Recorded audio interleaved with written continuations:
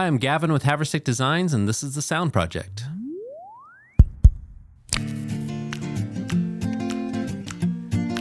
Today we get to catch up with our friend Matthew Fisher in his home in Grand Rapids, Michigan, where he is a composer, and we did a studio for him a few years back, and it's going to be fun to see what he's up to these days and see how that studio is working out for him.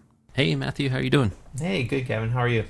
Thanks for joining us on the Sound Project. Yeah. It's exciting to catch up with you again. It's been a little while since we've talked, but we kind of keep in contact throughout as you're doing cool things. I'll send you messages and things like that. And but it's been a little while since we checked in, so I appreciate you joining us. Yeah, anytime. Us Midwesterners, we gotta stay together, right? That's right. You're up in the kind of Grand Rapids area, right? And Yep. And I'm down in Indianapolis, so it's just a straight drive. Actually, I've been coming up through Grand Rapids and up to Traverse City. We've had a bunch of projects in that line, so I don't know. It must be a hotbed of musical activity. Yes, we're growing. We never were over here. We're just like a small town, but hey, maybe it's growing. The scene's getting bigger. I think so. So, I think a lot of our audience would be really interested in knowing a little bit more about you first before we go into details about the studio we did for you. But I know some of that history, but tell me a little bit about how you found your way to where you are currently. Yeah, so that, it's been a long road, like all music careers usually are. So if we go way back to the kind of the roots, it wasn't like where I was always doing music my whole life. It kind of just happened in high school, really, was where it kind of all started. So I listened to bands like everybody else in high school, wanted to be in a band, didn't know music at all, but just, it was cool. It was like the emo phase thing where it was like you'd go watch these bands in these kind of grungy places, and it was so cool. And so I was fascinated with music. I kind of grew up listening to music because my parents had a lot of like Enya and just like nature soundtrack, lots of piano, Jim Brickman, like that kind of stuff. Oh, yeah. So like that was kind of always subconsciously there, I think. But then I tried to take a stab at it in high school. I was just with some buddies and kind of sat down at the piano and was just kind of earing things out, and kind of sort of through that realized, man, I can kind of hear how that song goes, and I can kind of play it a little bit, and it was really basic, but I was like, this is kind of fun, it just came naturally. And then I started making up my own stuff, and I was at home one day, and then my mom was walking by, and I was 17 at the time, and she's like, what are you doing? And I go, I'm just playing some piano. She goes, you can't read music. And I go, I'm just kind of making this up. And she goes, that's cool, and it kind of shocked me because I was just doing it for myself, for fun, and then I was like, wow, somebody really liked what I was playing. I mean, it was my mom, so maybe there was some bias there. Yeah, my mom is the biggest fan of our band that there is. But right. I'm sure you're doing well. Yeah, but that's kind of like where it started. And so then I was like, okay, this is cool. I'm gonna try to like make a full legit song and put it out there. And so made a song or two and started showing friends and family, and it started to like get to the point where it's like, you should put out an album. A lot of people would love to hear this. So I did that, and then that was back when CDs were a thing. I think it was 2009 when I came out with this CD. So people were still buying CDs, and yeah, just kind of happened, and that I made this CD, did it myself through disc makers at the time. I think they're still around, and made the CD and sold it, played at some art festivals, sold them there, put it online, and I thought, hey, this is going to be my thing. Like, I'm going to be a solo piano player, making my own music, and, great. I'll do this will be a side thing, and I'll figure the rest out, And so I went to college and was doing this thing on the side, tried music classes. That didn't work. It was terrible because I didn't know it. I mean, I did everything by ear. I just wanted to make music. And then, so that wasn't for me. And so then I was talking to my buddy who was sort of helping me work through all this music stuff and what to do. We stumbled on this site called Audio Jungle where you could license music. It's this big licensing site. A lot of people know it in the music industry. And it was early on, 2011, I found this, and I'm like, hey, if I do this music licensing thing, maybe with my piano, let's see what happens with that. Because really all I wanted to do in my life at that point was I just wanted to get up and make music. That was the goal, Mm-hmm. It was not like how successful can I be. I just want to be able to do this every day. And so then I started learning like orchestration because all I knew was piano. So I figured out what virtual instruments were.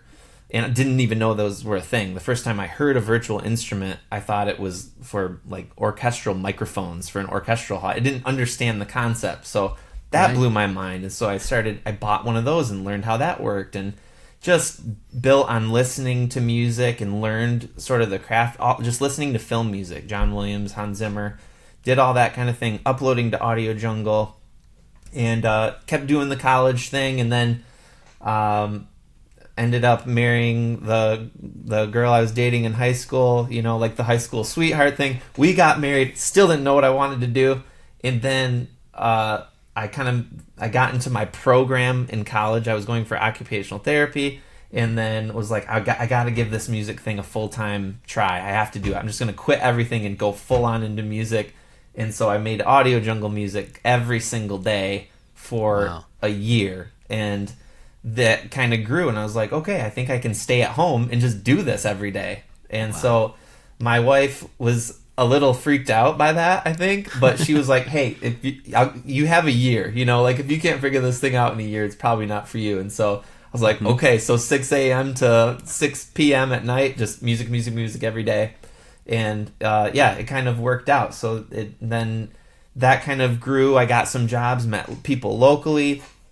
Trying to keep this in a nutshell. There's so much I could awesome. Go for a long time, but so fast forward a little bit more. I was kind of doing that. I still had a cleaning job and everything at the time that was kind of paying bills with music licensing things. And then the big thing that happened really was I ended up through a buddy through Facebook. There's this kid, James Everingham, who's working with Hans Zimmer now, and he just blew up, But I had been talking to him, and he was friends with a guy who runs this company called Audio Imperia. Really nice guy. Sent him a message, because I had seen something he had done with James with a live orchestra, and that's what I wanted to do. Because now at this point, 2019, I was ready to sort of take things to the next level. I learned the orchestra, and I felt comfortable with my ability. I'm like, okay, it's time to take a step up. And so I just messaged him, sort of like a cold call thing, like, this probably isn't going to work. I send him the Facebook message, and he responds back to me, and he's like, hey man, love to talk shop. Let's talk about things. And I was so excited. And that's so cool. So we ended up back and forth, and we became kind of friends, I guess. We still talk every once in a while. I talked with him about a month or two ago, and so he brought me under his wing and kind of showed me the ropes a little bit of trailer music, and that was a whole kind of new concept to me. And so I sort of learned some things, and he was kind of working with he knew these guys at this other company called Ghostwriter. And Ghostwriter was kind of the company that sort of catapulted me to being able to do music full time, not have anything else. And so I became a trailer music guy randomly. Was not expecting that. And so they sort of were like, be patient in this world of trailer music because it takes time. You got to make these albums, and then they got to come out, and then the editors get this music, and then the movie trailer might not come out for a year or two. So you just wait, be patient with us. And so I did that. I invested all the time, not making a penny, just music. And then 2019 rolled around, and we just started to hit things. I mean, we got Frozen 2 placement. I think Men in Black was one of them. Goosebumps so Frozen 2, is that in the trailer or in the movie as well? So it's just in the trailer. Got it. It's in the. I'm asking for my daughter because my daughter's 4 years old, and Frozen 2 is a staple in our house. We watch that movie multiple times a week. Yes, as it is in many households. I know. So, for me, and I had at this point I had how old would my I had a 4-year-old at the time. I think Wow. he's 4, Kelvin. Yeah. And so I was like, man, this is so cool. This big Disney movie, that'd be awesome. And it went through, and yeah, it was kind of life changing from the sense of like, man, I could do this for a living and be okay. I don't have to go to this cleaning job and do all this stuff, and it was sort of the next step for me, and that whole thing has opened up a lot of opportunities, a lot of interesting things. Like I've been able to score United Airlines commercials, promoting Rise of Skywalker, and I mean, tons of huge campaigns. I never would have thought I would ever have had the opportunity to write music for. So, Yeah. bringing us to today, that's kind of what I've been doing since then. So it's kind of a combination right now of me just making trailer music and also doing scoring jobs when I can, because I really love that too. I mean, I love making this trailer music stuff, this big, huge, grand stuff, but at the same time, there's something so special about being able to score and bring life to Yeah. a film as well. So I definitely try to balance both. So I have a question about the Yeah. trailer music side of things. Is it something where you're writing a lot of music and then you don't know what it's going to go for, and like people find it and then they want to place it in their own trailers without you writing for a specific purpose? Yeah, it's sort of a multifaceted kind of a job where you're doing a little bit of juggling, like putting your fishing lines out there and seeing kind of what hits, because you're doing custom work. So that's one part of it. So you do these custom jobs, and they'll send you like a brief or something that they need, and it might be for a film that's coming out in 2 years or something. So you have to keep that in mind when you start. Like it's going to be a little bit. It's a long game, but Yeah. you'll make this song based on the brief. They'll say, "Hey, we have this song by I don't know whatever artist, like I don't know, some big artist," and then you'll have to sort of make a cover around it sometimes, and that's the custom. Or we want it to have big drums at the beginning, and then we want it to do this, and or like for Indiana Jones, I just got some stuff in Indiana Jones, and so we were way back in 2020 doing Indiana Jones themed stuff, with a twist, and so that was really fun, and that's kind of one of the approaches. So I'm always doing that. That's kind of the weekly thing, and then there's this other end of it as far as like library music goes. So that end of it is just you making an album that's sort of themed. So maybe it's neoclassical, maybe it's fantasy adventure, maybe it's action, whatever. And so you make a themed album, and then you just get it out there to the industry. So then all of these trailer vendors have this music to cut with. And so if they use one of your library songs and put it in the trailer, and it tests well, and the producer and directors love it, and it goes through, then sweet, you get your trailer landed that way too, when you're not even thinking about it. So it's like making all that music and just putting it out there, and then going back to your bread and butter day-to-day custom things, and seeing what kind of hits, what works. You never really know what's going to happen. Yes. But So with that, like when you just have that database out there, I mean, I can't imagine how much music is in that. I mean, there's probably there's a lot of other people that do what you do, I'm sure, and that database has got to be huge.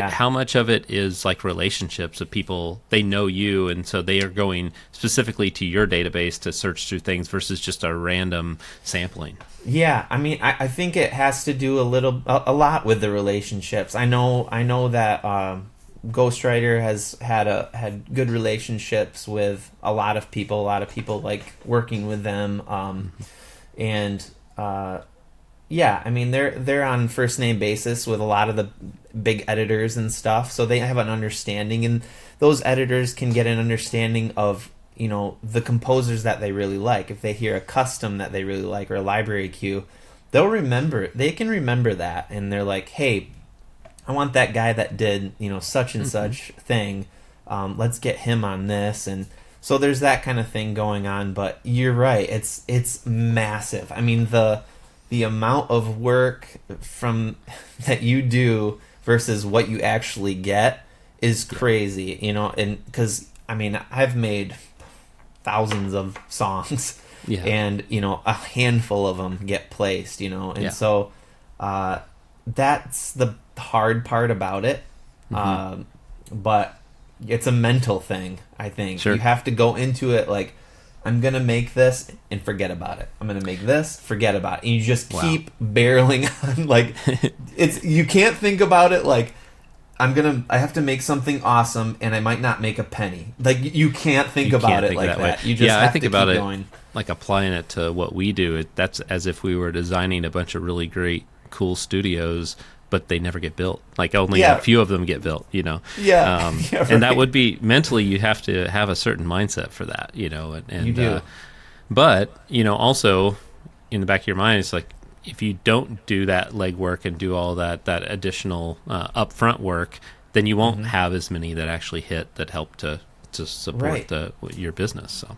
Right. And it's, for anybody out there that's looking at this kind of as a job, I mean, there hasn't been a better time to kind of get into this thing with the whole remote aspect of it. But also that makes it a lot more competitive too.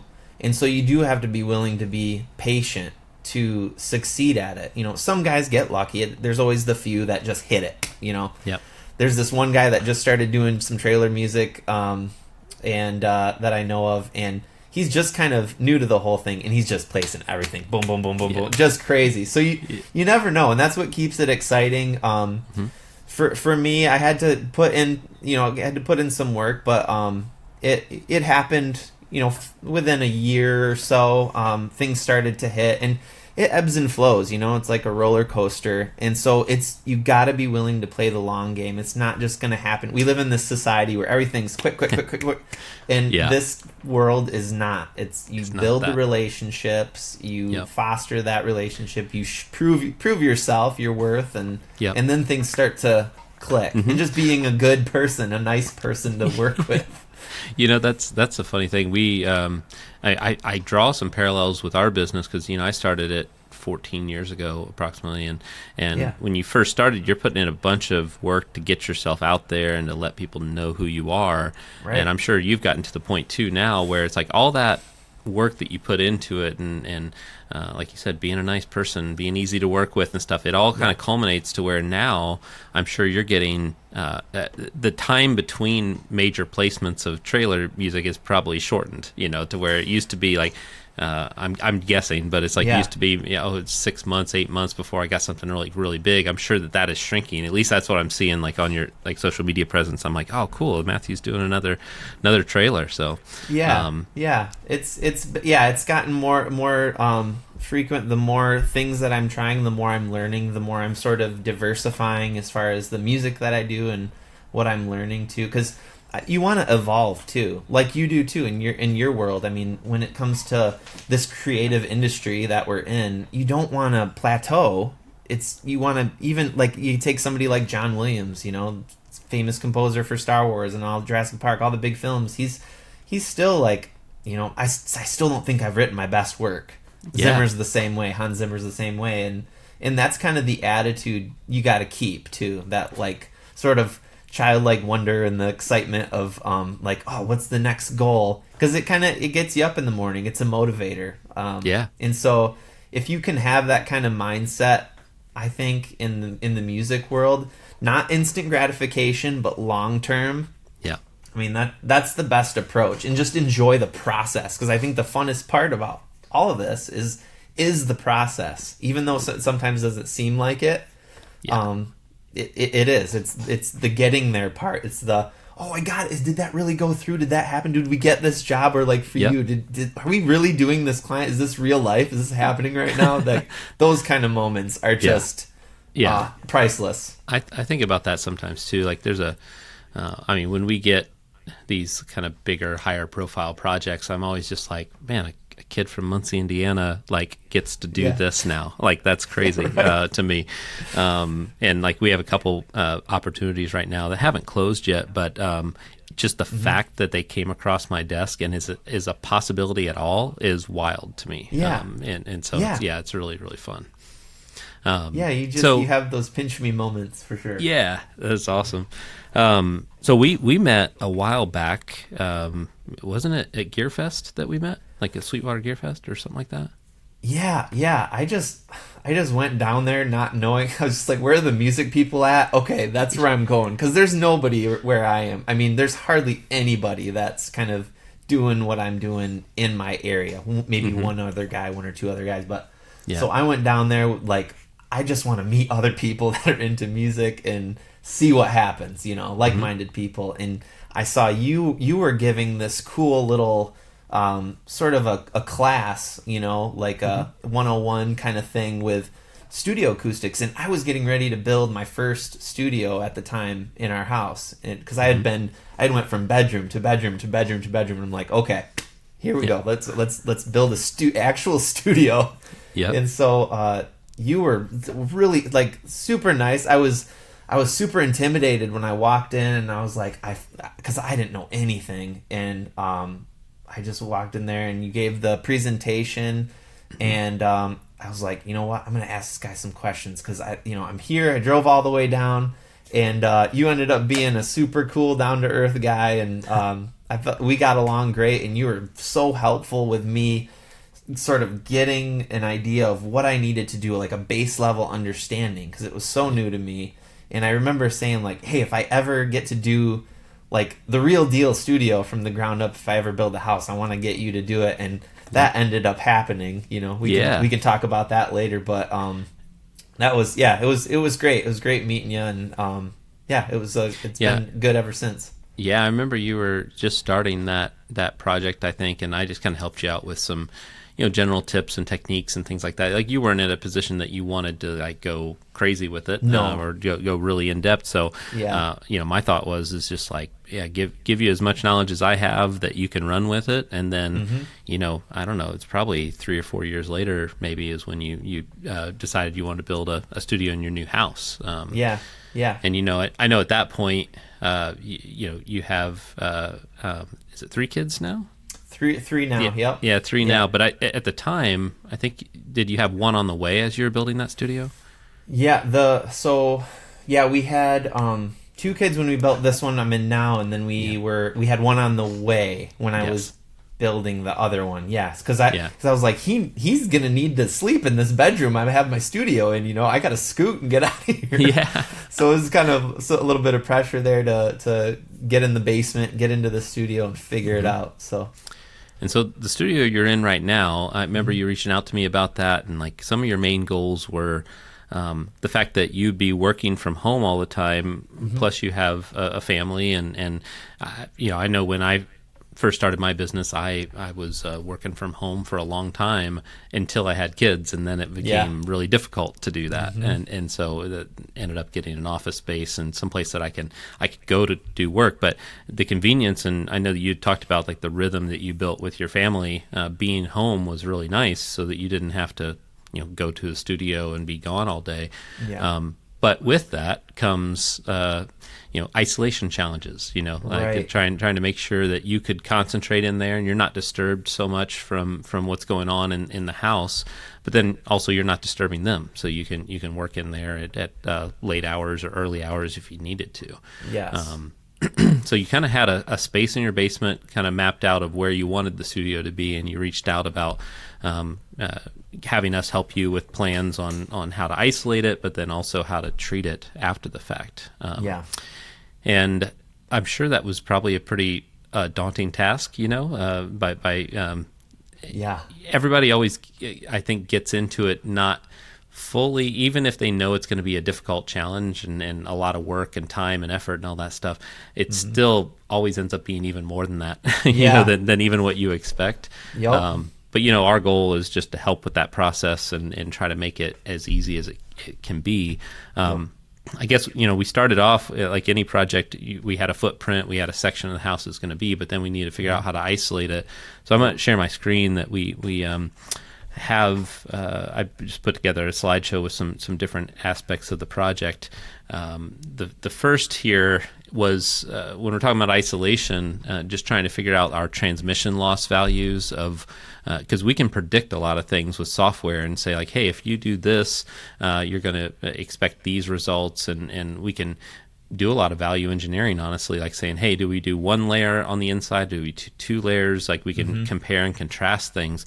One of the biggest things for your room, which looking at this graph here, it's transmission loss on the y-axis, so decibel loss that you're going to get from these structures. And then the x-axis is frequency, so it's from 50 hertz up to 5,000 hertz. And the main thing that I was pushing was let's get some sort of vibration control in your walls and ceiling, because if you just apply, a couple layers of drywall, let's say to studs or a ceiling joist without any sort of decoupling, the performance just isn't all that great. And that's what's shown here in the orange and yellow lines. This was the wall without ISOMAX clips and the ceiling without ISOMAX clips, the orange and the yellow there. Yeah.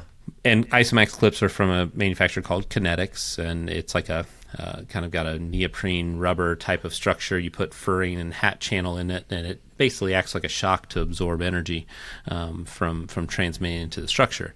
And so the performance isn't all that great when you just put the drywall directly against the studs or the joists, and especially in this low frequency range, like 200 hertz and below. Like there's this big dip in performance when you do that. Adding those ISOMAX clips, we modeled that out as well, and the blue and the green line was the result. Blue was the wall and green was the ceiling. The ceiling joists are a little bit deeper, so you get a little bit better performance out of that in the low end here. But just a huge spike, because if you consider each one of these horizontal lines that are going across here are about 10 decibels. And if you improve your transmission loss by 10 dB, that's going to be perceived by someone as being half as loud. And so in some of these, we're looking at, this is around 15 or so before ISOMAX clips, and it jumps up to, here's about 50 or so. So it's just a huge jump.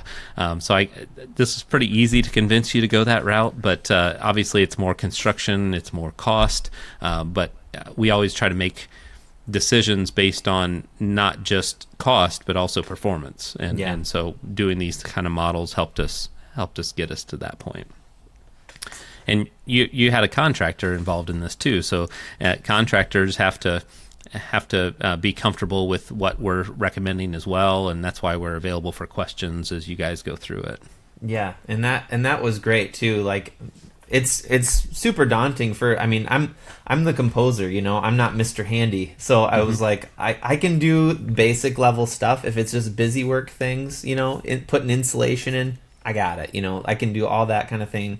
But as far as the building process, I'm like, oh man, how is this going to work? How does this work remotely if Gavin's helping me, even though we're pretty close, we're still in different states. So how does that work? And so that whole process, Gavin, was super smooth. Like, we just sort of, you would relay information to me, sometimes directly to the contractor, and we were just all kind of in a loop together throughout the process. So it made it really easy. There was no hang-ups, and I remember too, anytime I had a question or a concern, you were always right there available to text. I was surprised, like, you'd always text right away when I had a question. So that was super nice, because it can be a stressful thing, because you want to get everything perfect. You got one shot, because once it's done unless you tear walls down. So that was nice. That communication piece is just so huge for us, because honestly, the projects where I don't hear from the client or the contractor, I just get super nervous, because it's like things come up. Even we can supply the best plans in the world, but there's people on the other side of that, and people that might interpret things a little bit differently. And so that's why we're just pretty much an open line to be able to call or text or email or whatever throughout this project, because it's like I always just want the best result, and the best result usually comes from good communication. So that was great. One thing that we had too, I know there was some piping going down each side of your I think we had it only on one side, but we did a soffit on the other side to mimic it so that it was symmetrical. And so what we ended up doing was doing this kind of framed soffit around the HVAC ductwork, and some of the piping and things. I think this was just a relative example that I was showing you of how it needed to be done, to where you had ISOMAX clips on the walls and the ceiling joists, and then we built this kind of made out of 2x4s or 2x2s, just a wood frame that that piping could go through, and then so the isolation shell of the room went behind it, but then it also was encapsulated by these couple layers of drywall. It just made it for a harder path for sound to leak out of the space, because that was our big concern. We just wanted to make sure that it was well isolated. And I remember so we have a YouTube video tour of your studio, like kind of showing the studio off, and a little bit of interview with you as well. And I remember you talking about while they were building the house next door, like you could still work, like it was well isolated enough that that wasn't disturbing your process, which is awesome. Yeah. The only weak point really from as far as outside noise was the part I didn't take care of at this point, which is just the windows, Right. And so and even that was like, it was fine. My neighbor is very close. He has a driveway right down, right on my side here. Yeah. And he has a rider mower, and he likes to mow his lawn. He's got a nice yard and everything, but I mean, I can still continue to work when he's on that thing. So awesome. Taking the time and doing this the right way it's worth it. Yeah, absolutely, for sure. So one of the things that we did, we took care of all the isolation side of things and working with your contractor to make that happen. But then we started putting together some plans for the interior treatment, and it evolved quite a bit as we were going through. Like, this is actually an early drawing that we did that had some custom elements in there that we ended up switching up a little bit for the final result. But I kind of want to show the process, because there's times where I will send a drawing or a rendering to someone, and it's not all the time where people are like, oh yes, 100%, that's what we're doing. I don't have any notes. Like, we're working on a project right now where two of them in the last couple of weeks, where we sent our first renderings and they just said, yep, that's it, I don't have any notes. And like, that's rare, like usually there's iterations and feedback and things that we come back and forth with. But this was like our first concept that we were doing, where you had a mixed position here, the two windows that you just mentioned on the front wall, and we did some kind of trying to make it interesting by using some different shapes rather than just the traditional rectangular panels, which still ended up in your final result. Some details like that. We had the Flex 48s from Acoustical Fulfillment on the back wall there, which you see behind you. That's a product I designed and got a patent for. That's a diffuser when you want it to be, and an absorber when you want it to be. In your situation, we're using it as a diffuser, but also a bass trap on your back wall, because it absorbs low frequency energy really well. And having a combination of diffusion and bass trapping on the back wall is great in your type of situation. With these things on the back wall, the Flex 48s, like, even aesthetically, it's still kind of one of my favorite parts about the studio, just because they look cool. Like, oh man, even if you didn't need them, they're still cool in the studio. But they work great. I'm so happy to have this diffusion. I never had diffusion in my other studio. I had nothing on the back wall, and it keeps everything so much tighter and balanced. And they're great. I love them. Yeah, and they do look awesome. Plus, with that couch, I love the couch you picked. It's such a cool accent to the room. Yes, that's where my wife came to the rescue with all this. Anything stylistically speaking was all her. She did a great job. That's awesome. So then we took that drawing that I just showed you, and once we talked about it, we were like, okay, let's put that into our rendering software and kind of show you what the room might look like. And this was actually even before looking back at this drawing. We were going to do some soffit bass trapping in the room, but then we came across the need to encapsulate the piping, and so it became more of a drywalled soffit situation. But you can see bass trapping around here in the vertical corners, those trapezoid shaped panels. These were like a hybrid absorber slash diffuser product that had perforated holes on them, and we'd used them in Crowder's studio and a few others, and we decided not to go with this option, but it was just kind of fun to be able to see. We even gave some plans on how those would be constructed, and then showing the back of the room with the Flex 48s there. And I don't know what your opinion is, but like the renderings for us just is such a game changer, and allowing people to like visualize like what it might look like. Yeah. I was blown away when you sent this over. I was like, "What in the world?" I was confused at first because I was like, "Did they just they made a whole replica of my room and exactly what it's gonna look like?" So there was no guesswork through the whole thing. It was like spot on. I mean, if you look at this and you walk in this room, it's outside of some of the aesthetic changes, it looks the exact same. I mean, size, everything. Yeah, it's a big part of honestly, it's the most fun part of the project, is doing these renderings, because it's something we're all visual people and we want to kind of see what it's gonna look like versus like just a 2D drawing. But it's really neat to get to this stage and start to put some things together. So we didn't do this exactly this way, but it helped inform us to what we ended up doing. And so we even went back in and started doing some more kind of rectangular shaped options, like kind of showing you that. And then we arrived at like, hey, why don't we, the first panels in the I think the front part of the room there being trapezoidal, and then switch to rectangular towards the back of the room. And you see those kind of rectangular boxes in these areas. Those are areas that we ran electrical for, like LED lighting that you could have behind them, which I think really sets off the room. Like, do you use the lighting a lot? I do actually. Anytime I have somebody new, or anytime I have a client come in, I'll sort of just have those on in the background. And I have everything on.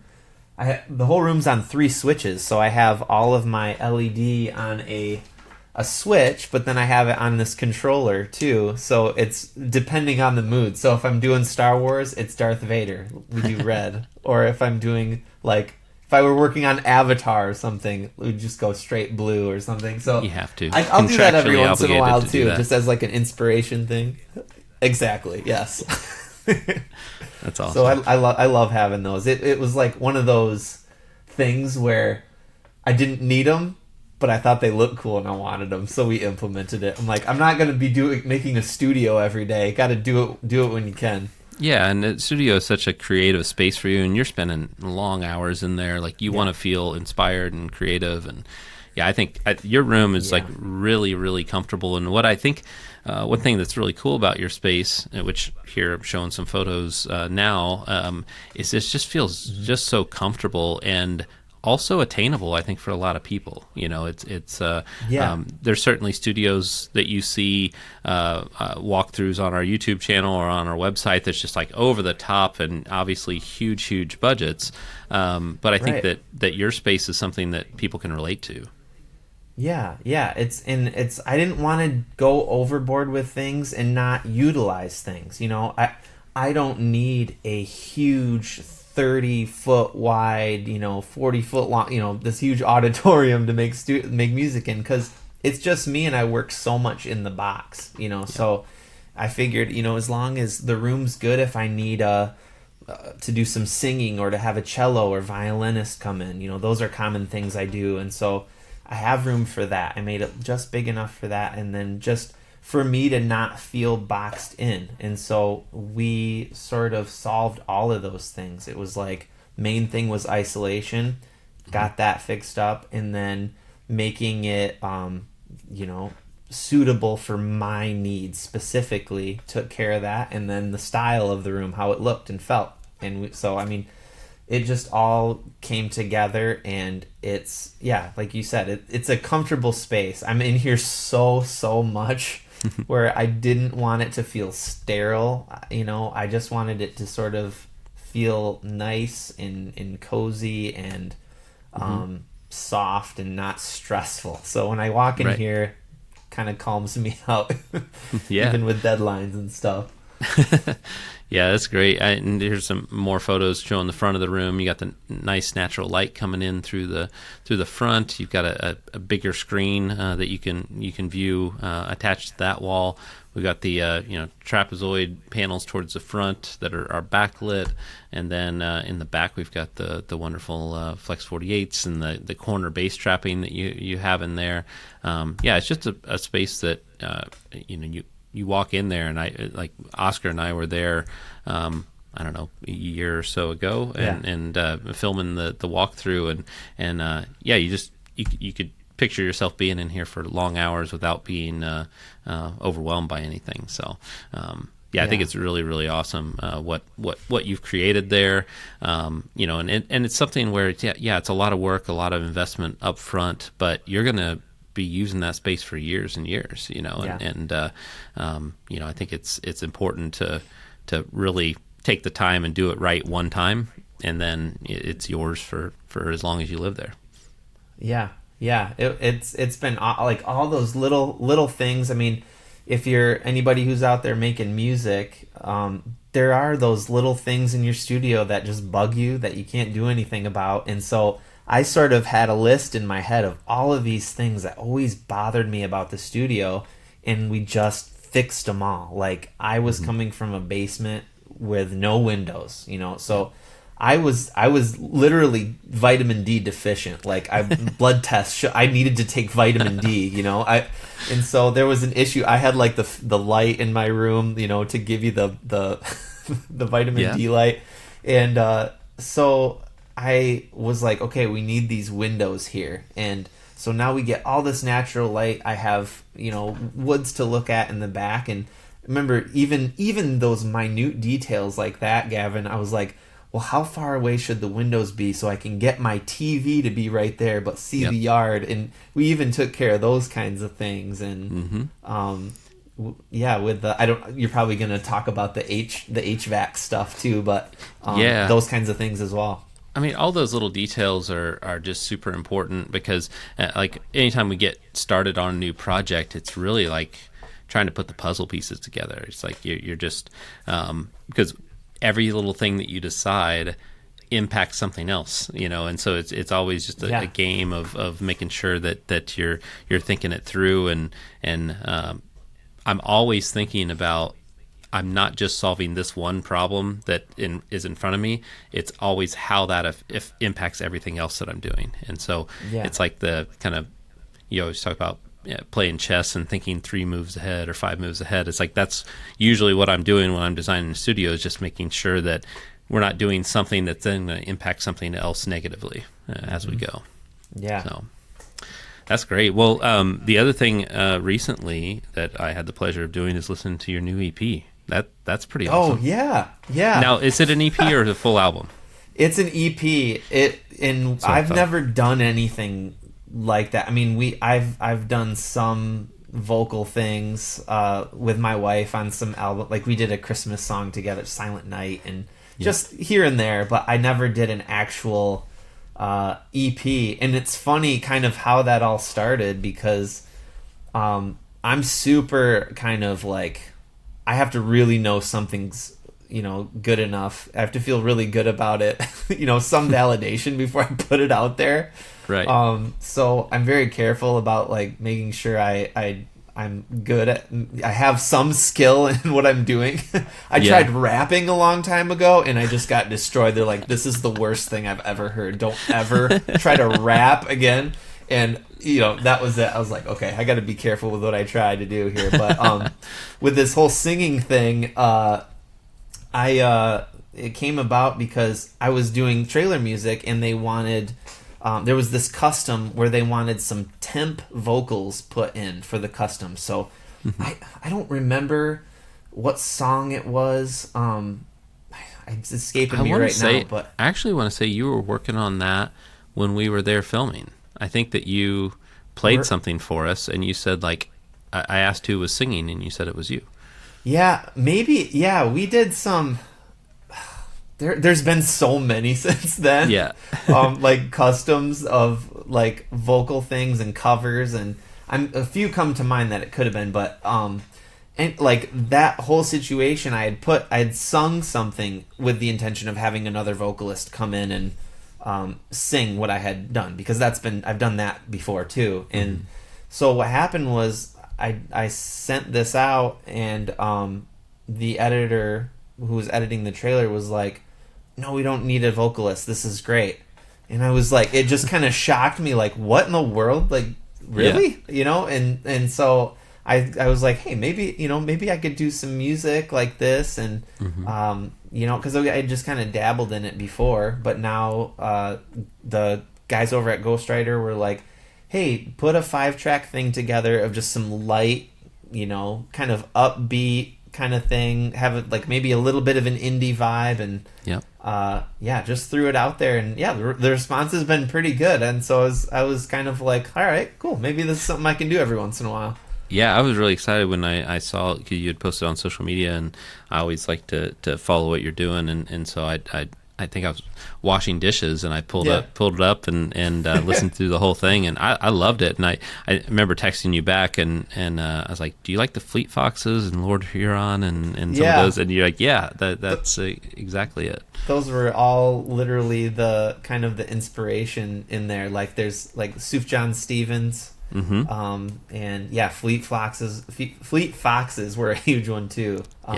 Winter Hymnal, I think that's the one of their big ones. Winter Hymnal. Yes, they were just. My brother went to see them live Sunday night here in Indianapolis.